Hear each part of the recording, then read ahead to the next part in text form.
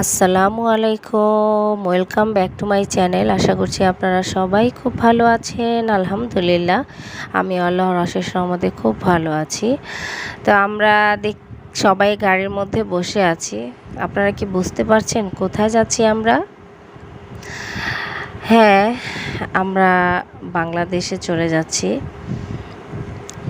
আর আমরা হচ্ছে আদিবের বাবার কলিগ, সে ভাইয়ার গাড়িতেই আছি। ভাইয়া আমাদেরকে এয়ারপোর্টে নামিয়ে দেওয়ার জন্য যাচ্ছেন। একটা কথা আছে না, যেতে নাহি দেব হয় তবু যেতে দিতে হয়, তবু চলে যায়। আসলে মানুষের জীবনটাই কিন্তু এরকম। যে কোনো মানুষই কিন্তু দেখবেন কোনো জায়গায় চিরস্থায়ী হয় না। আসলে মানুষের জীবনটাই তো ক্ষণস্থায়ী। মানুষ কোথাও যেয়ে কীভাবে চিরস্থায়ী হবে? অনেক মায়ার বাঁধন কাটিয়ে, অনেক ভালোবাসার মানুষকে ছেড়ে রেখে, প্রিয় মানুষের মুখটাকে কাঁদো কাঁদো অবস্থায় রেখে আমাদেরকে চলে আসতে হয়। আসলে এটাই পৃথিবীর নিয়ম। একটা জায়গায় আমরা কখনোই স্থিরভাবে থাকতে পারি না। যে কোনো প্রয়োজনে হোক, কাজের প্রয়োজনে হোক, জীবনের প্রয়োজনে হোক, জীবনে চলার পথের প্রয়োজনে হোক, যে কোনো প্রয়োজনে হোক, আমাদেরকে কিন্তু চলে আসতেই হয় একটা সময়। তো এই আর কি, আমি আমার দুই ছেলে, আমরা তিনজনে মিলেই আসছি বাংলাদেশ। আর আদিবের বাবা তো সৌদি আরবে। তো এয়ারপোর্টে যেতে যেতেই এয়ারপোর্টের সিনারিগুলো আপনার সাথে একটু শেয়ার করছি। সৌদি আরবের প্রতিটা রাস্তাঘাট আমার কাছে খুবই ভালো লাগে। আর লং ড্রাইভে যখন আমরা যেতাম, সেটা তো কোনো কথাই নেই। আর রাস্তার পরিবেশটা দেখুন কতটা সুন্দর, চারপাশে গাছের সারি সারি, অনেক সুন্দর, অনেক ভালো লাগে দেখতে। দেখলে আসলে চোখটা জুড়িয়ে যায়। তো সাথেই থাকুন, দেখতে থাকুন আজকের এই আমাদের বাংলাদেশ যাত্রার ব্লগ ভিডিওটি। কেমন লাগছে ভিডিওটি তা কিন্তু অবশ্যই কমেন্ট করে জানাতে ভুলবেন না। আর ভিডিওটি যদি দেখতে দেখতে কোথাও একটু ভালো লেগে যায়, অবশ্যই কিন্তু একটি লাইক দিয়ে দিবেন। আর এই ব্লগ ভিডিওটা আমি দুইটা পার্টে করেছি, কারণ একটা পার্টে দিলে অনেক বড় হয়ে যাবে, আপনারা তো লং ভিডিও দেখতে চান না। তো আমি দুইটা পার্টে আমার বাংলাদেশে যাওয়ার ভিডিওটা আপনাদের সাথে শেয়ার করব। তো অলরেডি কিন্তু আমরা চলে এসেছি, এয়ারপোর্টের কাছাকাছি চলে এসেছি।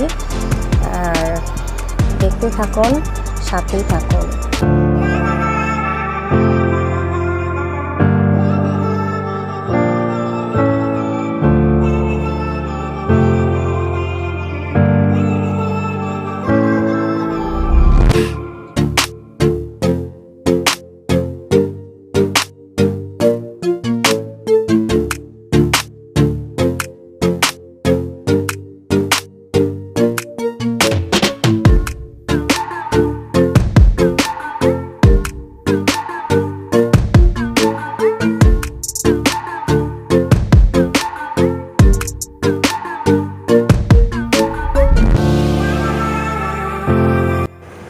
যারা আমার পুরাতন দর্শক আছেন তারা জানেন যে হাজব্যান্ড অসুস্থ ছিল।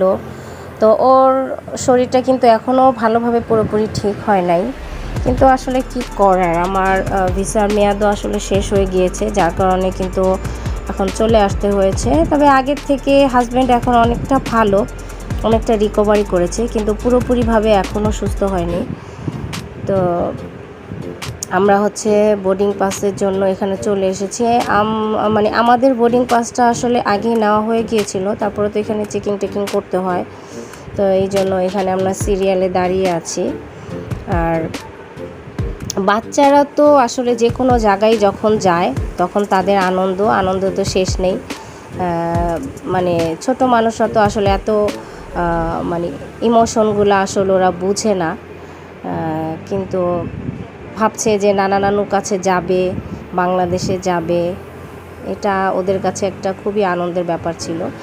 তো আলহামদুলিল্লাহ আমাদের বোর্ডিং পাস কমপ্লিট হয়ে, ইমিগ্রেশন শেষ হয়ে আমরা ভিতরে চলে এসেছি। এখন প্লেনের জন্য ওয়েট করছি। তো ভিতরের পরিবেশটাও একটু আপনাদের সাথে শেয়ার করছি। তো ইমিগ্রেশনে ঢোকার আগে ছেলেরা ওর বাবার কোলে ছিল, বাবাকে বলে আসছিল, বাবা তুমি ঠিক মতন ওষুধ খেও, মানে আরও কিছু কথা বলেছিল বাবাকে।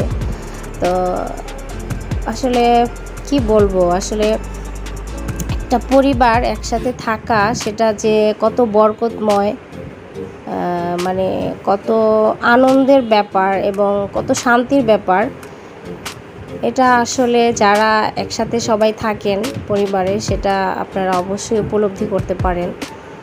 সেই কথা আসলে বলে বোঝানোর মতন ভাষা আমার এখন নাই।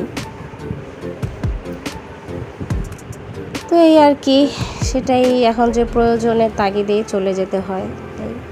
তো রিয়াদ এয়ারপোর্টের ভিতরের অংশটা আপনাদেরকে একটু দেখাচ্ছি। রিয়াদ এয়ারপোর্টটাও আমার কাছে খুবই ভালো লাগে, একদম মানে একদম কত সুন্দর, নিট অ্যান্ড ক্লিন। তো অল টাইম এখানে ক্লিনাররা পরিষ্কার করছে, খুব সুন্দর আর কত সাজানো গোছানো, খুবই ভালো লাগে ভিতরকার পরিবেশ।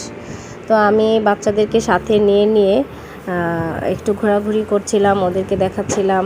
তো তাদের আবার বায়না ছিল, তারা চিপস কিনবে, চকলেট কিনবে, ডোনাট খাবে। তো ওর বাবা তো টাকা দিয়ে দিয়েছিল, বলেছে বাচ্চারা কি খেতে চায় ভেতর থেকে কিনে দিও বাচ্চাদের জন্য।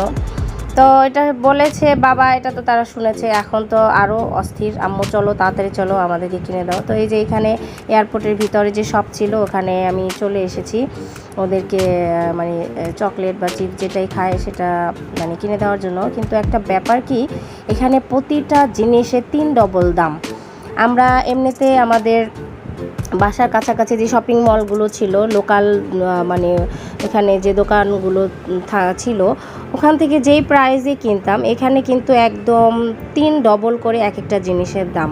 তো দাম দেখে আমার মাথা গরম হয়ে গিয়েছে যে এত দাম হলে কিভাবে হয়, মানে প্রতিটা জিনিসেরই 3 ডবল দাম। তো পরে যাই হোক, পরে তারা দুইজন মিলে চিপস নিয়েছে। তারা চিপস পেয়ে খুশি। আমিও একটা ছোট একটা চকলেটের প্যাকেট নিয়েছি। পরে একটু ঘোরাঘুরি করলাম। তো আসলে এত সুন্দর করে সাজানো গুছানো দেখতে তো ভালোই লাগে, চোখে শান্তি।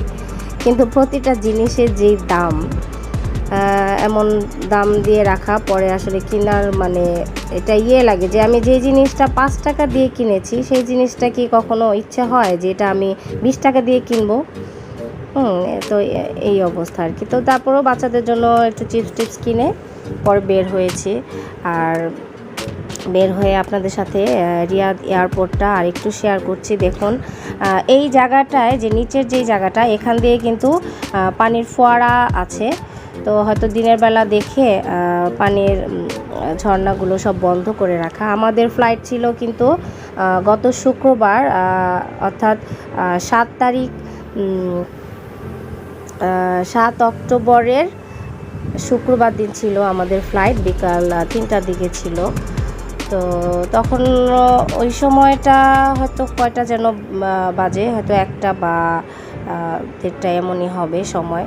তো আমরা একটু ঘোরাঘুরি করছিলাম, দেখছিলাম, ভালোই লাগছিল। এয়ারপোর্টের কিছুটা অংশ আপনাদেরকে একটু ঘুরিয়ে দেখাচ্ছি, দেখতেই থাকুন।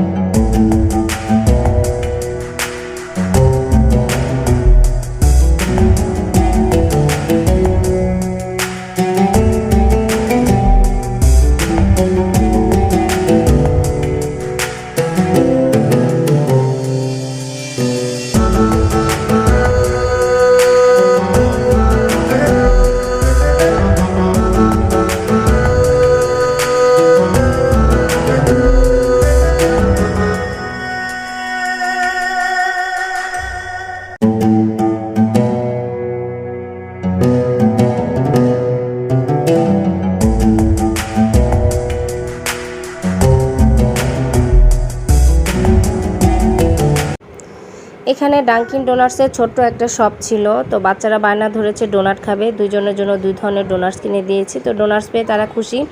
তো ডোনাটস খাওয়ার পরই আমাদের বোর্ডিং অন হয়ে গিয়েছিল। তো এই যে দেখতে পেয়েছেন অলরেডি কিন্তু আমি বোর্ডিংয়ে দাঁড়িয়ে আছি, 2:05 বাজে। তো আমাদের ডিপার্চার হচ্ছে 2:55-তে, অলমোস্ট 3টার দিকে আর কি। তো এইভাবে লাইনে দাঁড়িয়ে আছি। প্লেনে ওঠার জন্য সবাই দাঁড়িয়ে আছে। আর এখানে দেখতে পারবেন যে কিছু লোক প্লেনে উঠে যাচ্ছে, এরা হচ্ছে অবৈধভাবে ছিল, অনেকের আকামা ছিল না। হ্যাঁ, এই লোকগুলোকে একদম পুলিশ ধরে পরে দেশে পাঠিয়ে দেয়। তো এই যেভাবে করে তারা মানে এইভাবে এক কাপড়েই কিন্তু বাংলাদেশে চলে আসে। তো কেমন লাগলো আজকের আমার বাংলাদেশ যাত্রার ব্লগ ভিডিওটি? অবশ্যই কিন্তু আমাকে কমেন্ট করে জানাবেন। যারা নতুন করে আমার চ্যানেলটি ভিউ করবেন অবশ্যই লাইক, কমেন্ট, শেয়ার এবং সাবস্ক্রাইব করে দিবেন। দ্বিতীয় পর্বটি দেখার আমন্ত্রণ জানিয়ে বিদায় নিয়ে নিচ্ছি আজকের মতো এখানে। আল্লাহ হাফেজ।